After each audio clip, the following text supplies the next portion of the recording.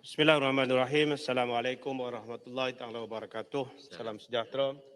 Pertamanya terima kasih Tuan Dipertua kerana turut membenarkan saya untuk bersama dalam perbahasan kali ini. Keduanya saya ingin merakamkan tahniah dan terima kasih kepada semua warga Barisan Harapan kita yang telah menjalankan tugas dengan penuh dedikasi untuk kesejahteraan rakyat Malaysia walaupun mereka kadang-kadangnya keselamatan mereka terancam, khususnya mereka-mereka yang menangani berdepan dengan kes COVID ini. Tahniah juga di atas segala usaha yang dilakukan oleh pihak kerajaan dalam usaha menangani wabak ini, walaupun setakat hari ini kita masih belum lagi berjaya sepenuhnya. Saya juga ingin mengambil kesempatan dalam waktu ini untuk mengingatkan kepada kita semua, khususnya kerajaan, janganlah kita menafikan sekiranya ada pandangan-pandangan yang berbeza daripada mana-mana pihak dalam usaha kita untuk menangani wabak ini. Walaupun mungkin nadanya berbeza, nadanya sedikit mengkritik, tapi kalau asasnya benar, mengapa tidak kita ambil pandangannya demi kesejahteraan rakyat.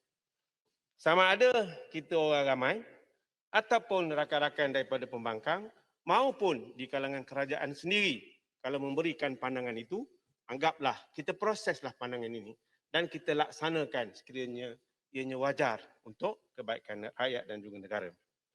Jangan pula kita terlalu angkuh dan sombong dengan usaha dan kedudukan kita dalam menghadapi ujian bala Allah ini. Mudah-mudahan segala usaha kita dapat merungkai permasalahan yang ada. Tuan Pertua, saya nak merakamkan sedikit tahniah kepada kementerian, khususnya Yang Berhormat Menteri atas usaha yang telah dibuat dengan pelbagai usaha bersama dengan jentera kerajaan, jentera kementerian yang ada. Dan kita harap usaha mereka ini akan ditingkatkan lagi untuk kejayaan. Cuma, saya ingin bertanya beberapa persoalan. Berapa peratuskah vaksin ini telah diberikan secara menyeluruh kepada seluruh warga? Khususnya yang saya dapati masih lagi ada warga emas yang tercicir. Kerana pada peringkat awal mereka mendaftar dengan MySejahtera. Sekarang ada pelbagai kaedah untuk daftar dan akhirnya mereka yang didaftar melalui MySejahtera itu ada yang ketinggalan. Khususnya mereka yang berada di pedalaman yang terkeluar daripada akses komunikasi negara kita. Dan saya ingin juga bertanya, berapa peratuskah warga Kementerian Kesihatan yang mereka berdepan secara langsung dengan rakyat yang terkesan dengan wabak ini? Adakah mereka ini keseluruhannya telah divaksin atau peratusannya termasuk dalam golongan rakyat biasa yang lain? Jerantun, Lembah Pantai. Jerantun, Lembah Pantai. Boleh Saya sikit je, saya ada banyak nanti. Kalau cukup masa saya bagi, insyaAllah. Ya. Kita bimbang warga Kementerian Kesihatan sendiri berdepan dengan wabak ini sedangkan mereka belum lagi mendapat vaksin. Jadi saya harap pihak menteri dapat memberikan jawapan kepada saya. Juga pihak keselamatan, terutama yang mereka berada di SJR, polis, rela, tentera, APM dan sebagainya. Mereka ini berdepan. Bukan sahaja berdepan cabaran COVID dan ancaman keselamatan lain, cuaca dan sebagainya. Kemudian kita mendengar Yang Berhormat Menteri Pendidikan nak melaksanakan pembukaan sekolah. Saya ingin juga bertanya, sejauh manakah, berapa peratus warga pendidik yang telah divaksin? Berapa peratuskah anggaran pelajar-pelajar yang nak divaksinkan? Kita tak nak mereka menjadi mangsa kepada keadaan. Kita tak nak juga guru-guru kita terdedah kepada wabak ini. Jangan korbankan masa depan mereka ini. Dan saya juga ingin bertanya kepada Yang Berhormat Menteri.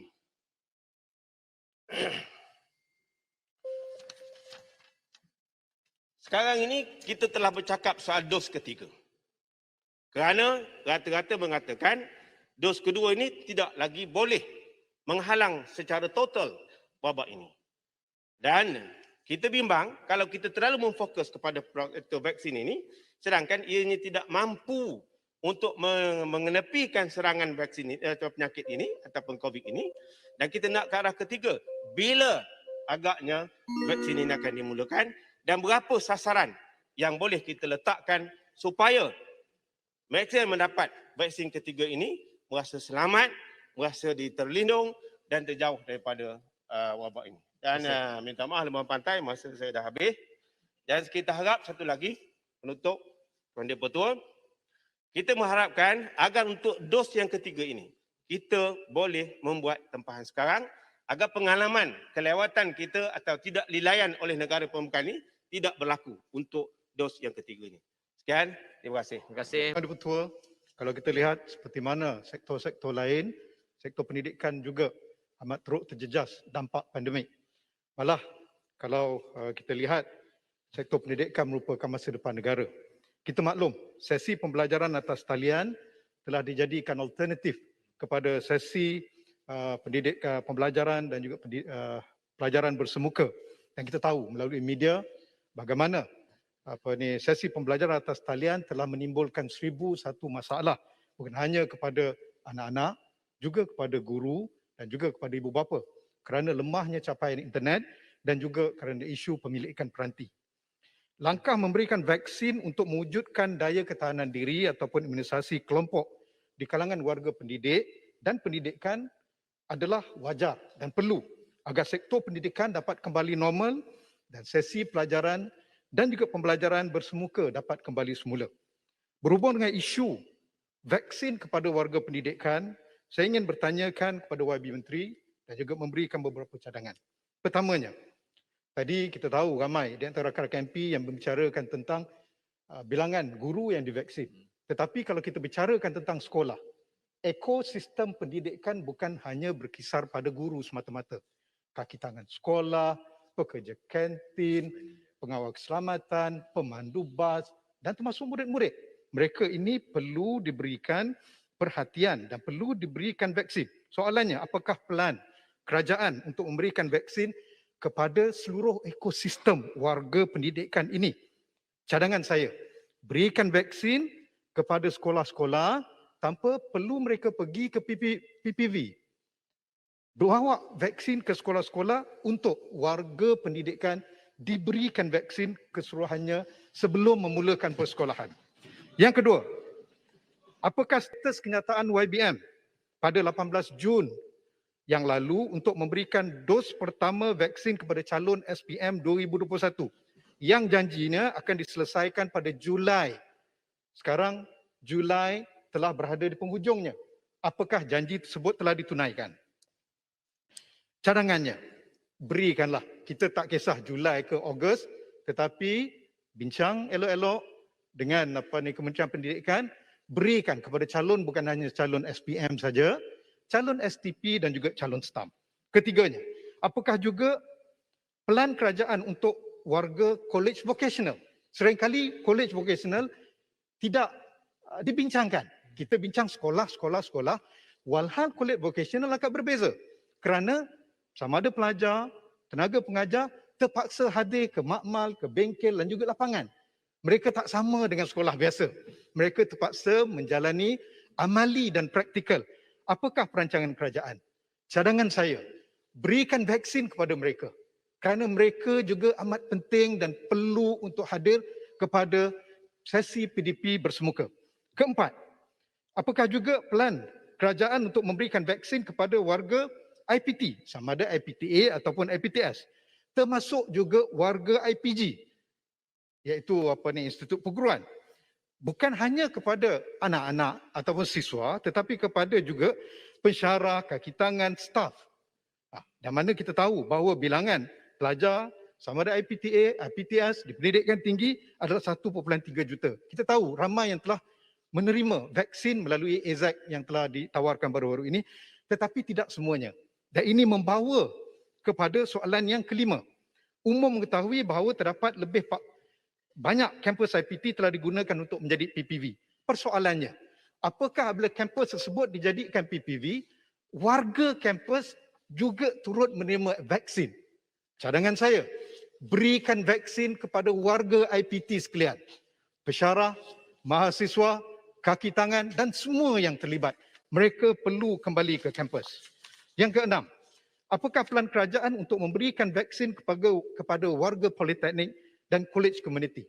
Mereka seperti juga warga college vocational, warga TVET perlu hadir kepada pendidikan bersemuka. Mereka perlu pergi ke bengkel, pergi ke makmal dan juga ke lapangan. Beri cadangannya, berikan vaksin kepada mereka semua agar mereka dapat kembali menerusi sesi pembelajaran mereka. Dan yang terakhir, saya yakin bahawa keputusan berhubung isu-isu di atas yang telah saya bawakan akan melibatkan keputusan bersama dengan KPM dan KPT yang menyepi. Saya pun tidak tahu mengapa kerajaan tidak memberikan tumpuan kepada sektor pendidikan lantas memberikan ruang kepada KPT dan KPM untuk membuat pembentangannya. Mungkin pendidikan tidak begitu penting bagi kerajaan ini. Soalan saya, sejauh mana proses libat urus bersama kementerian-kementerian tersebut? Tadi disebutkan YB Menteri menyebutkan tentang sesi libat urus dengan kementerian itu, kementerian ini, tetapi kurang disebutkan libat urus dengan KPM dan juga dengan KPT, kecuali untuk menjadikan IPT sebagai PPV, tetapi ini dalam isu vaksinisasi warga mereka. Apakah pelan tindakan bersama untuk memastikan pendidikan kita kembali normal? Cadangan saya, YB minta rumuskan lagi. ya, bentangkan kepada rakyat hasil libat urus dan juga usaha sama dan juga plan pendidikan ke depan pasca COVID, plan vaksinasi hasil perbincangan antara kementerian menteri dan juga dengan KPM dan juga KPT. Kerana pendidikan adalah untuk semua dan tanggungjawab kita bersama. Terima kasih Tuan Terima kasih Yang Berhormat Sempang Renggam. Sekarang saya jumpa Yang Berhormat Beaufort, kemudian diikuti oleh Sempurna, kemudian Stew, Hulu Langan.